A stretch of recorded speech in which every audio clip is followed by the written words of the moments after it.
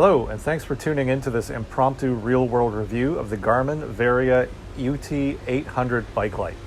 I'm actually at Disney World right now, and I brought my bike along to take some local comm segments.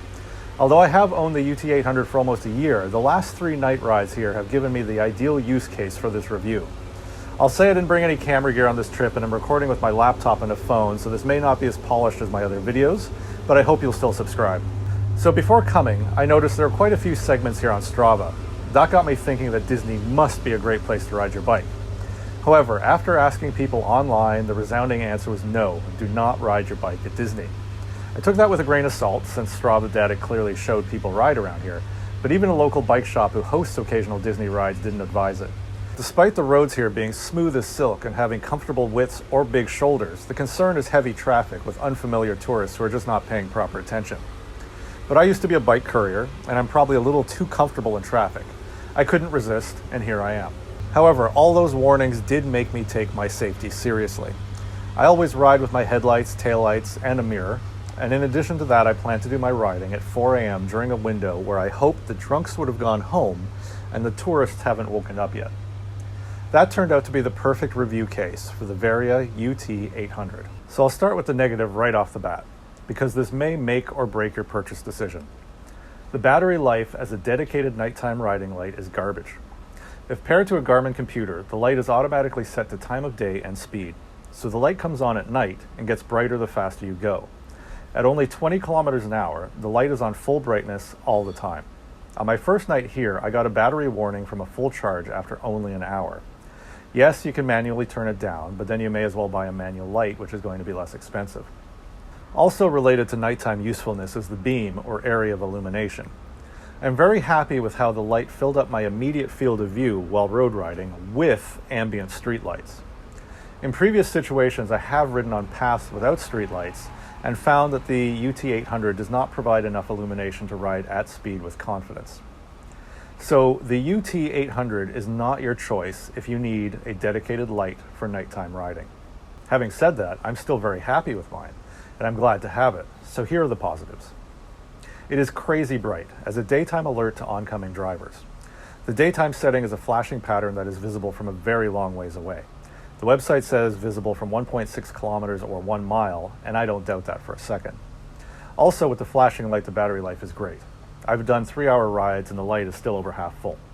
Regarding battery, I did manually turn the light down on my second night here because I didn't want to run out. I figured the ambient street lighting provided the practical light I needed to see, and I was just using the UT800 to illuminate what was directly in front of me and to warn oncoming cars. It can perform that task on the low setting, and the difference in battery life was huge.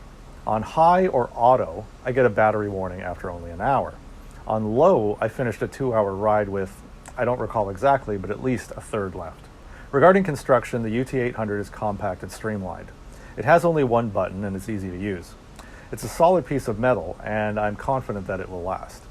The UT800 really shines, pun intended, when paired with a Garmin computer, and even more so when it forms a light network with my rear radar light. The default automatic settings are great, especially if you're riding around dusk or dawn. During those transitional hours, like a commute to work, the lights will automatically go from solid beam to flash, or vice versa, for greatest effect in battery life. If you have a Garmin computer with a light sensor, the light will also go from flash to solid when entering a tunnel. So that works great with my Edge 1030, review coming soon, but does not work with my Garmin Fenix 5X. The lights can also be controlled and customized on screen using the Garmin computer menu. Again, the level of customization depends on your device. You can turn the lights on, off, and adjust the auto settings or brightness. Anyways, the Garmin UT800 nicely rounds out the complete Garmin ecosystem. As a connected device to the Garmin bike computer and taillight, it becomes a set-it-and-forget-it system. I even forgot to fully turn off the lights while I was here. Several hours later, I saw the blue standby light flashing and thought I wouldn't have enough power for my ride. To my surprise, it was still full. That means you can leave the light physically turned on and just let the Garmin computer set the lighting automatically when you roll out. One last bit of advice. You can buy this light in a kit with either a helmet mount or a handlebar mount. The light connects to a standard GoPro mount. I already had a number of GoPro accessories, including a helmet mount. In fact, due to the unique nature of my aero bars, I even have it mounted now with a GoPro sticker mount. So I recommend buying the UT800 kit with their handlebar mount.